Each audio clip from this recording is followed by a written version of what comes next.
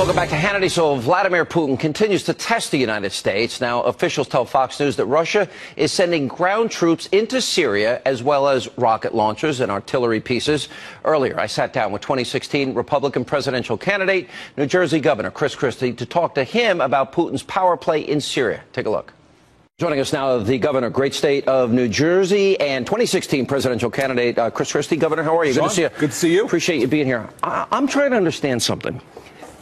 Let's imagine today you're president, and Vladimir Putin goes through what he did with the Ukraine, Crimea.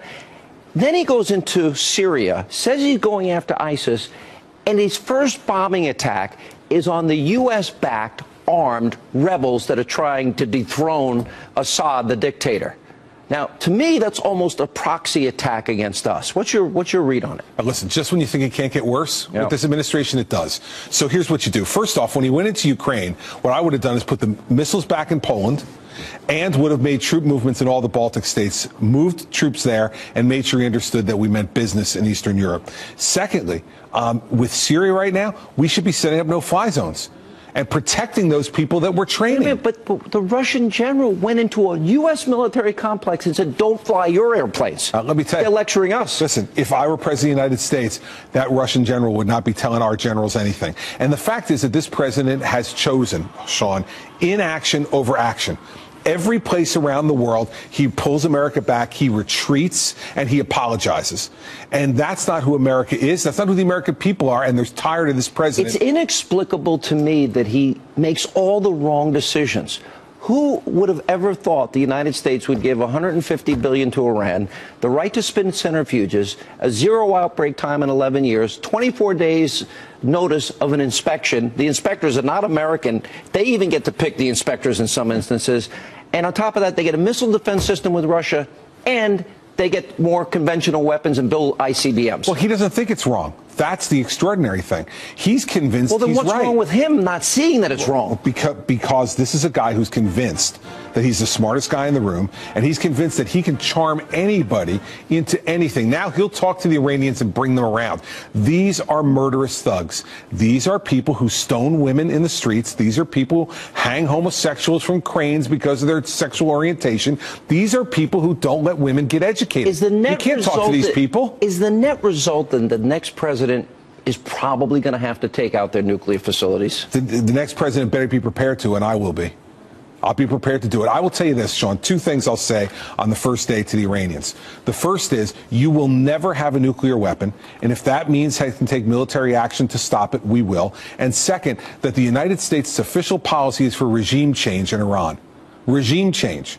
That's our policy. We had an opportunity in 2009, and all those people that took to the streets, all those students, all those young people, we stabbed them in the back. We threw them under the bus. Threw them under the bus. We absolutely threw them under the bus, and it's outrageous. But we need to have a president who's willing to say those things and be clear and do them. I don't think there's any other way except to take out the sites. And that means aligning with Israel. The Saudis would join us. The Egyptians would join us. The Jordanians would join us because they're now scared to death at the idea that... The Emiratis also. All of them would join into that because they do not want to see a Persian empire across the Middle East, which is what Vladimir Putin and the mullahs in Iran are looking to build. That's what they're looking to do. Now back to Putin. The reason that it seems the world is impotent in dealing with him, especially Western Europe, is they're so dependent on the oil pipelines, the energy pipelines coming through the Ukraine. Well, sure, but we can counter that if we had an aggressive American energy policy like the one I proposed in this campaign. In other words, we could fill that void. Of course. We should lift the export ban. We should be exploring more aggressively in our country for oil and natural gas.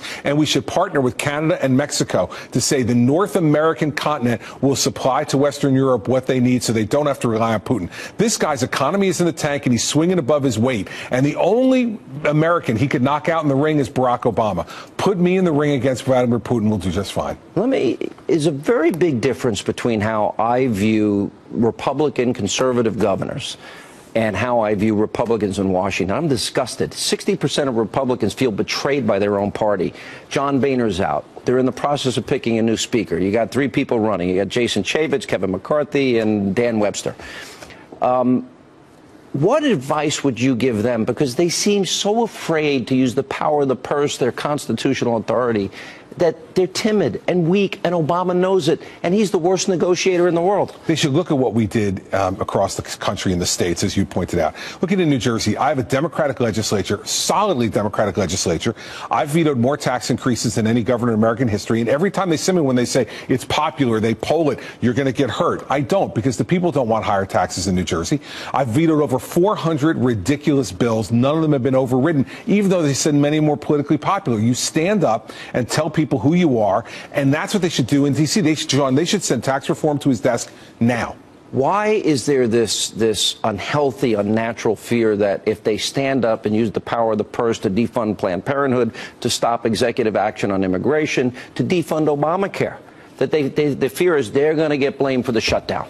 They get blamed because they don't know how to play this, because they don't know that the American people want strong, aggressive leadership. They need to get behind a leader. Is there any of those three that you think is strong?